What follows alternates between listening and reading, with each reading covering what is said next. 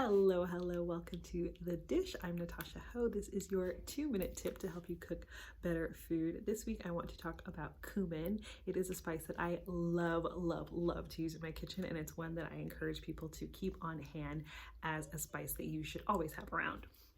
So I want to talk about how to use it and get the most flavor out of it. Typically you'll find it in one of two ways. Either first you'll find whole cumin seeds, or you also will find ground cumin at the grocery store. If you're using whole cumin, what you want to do is start to open up the cumin's essential oils so that they will be more accessible for the flavor. So you can either toast them in a dry pan, or you can cook them in a little bit of oil, and then that oil will now be infused with the flavor of the cumin.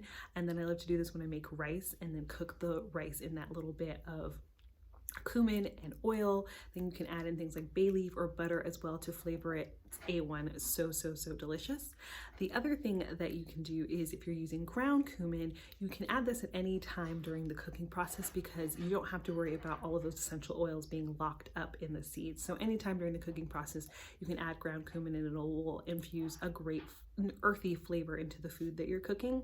I love doing this with roasted vegetables. If you're doing things like roasted carrots, parsnips, all of those wonderful root vegetables, you can roast those and then do a combination of cumin and honey on them.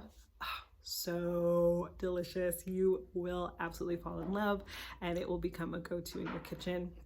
I promise you, it's super delicious. So those are two ways that you can work with cumin and infuse it into the dishes that you make. It's a really great one to have on hand to add that earthy, wonderful, woodsy flavor.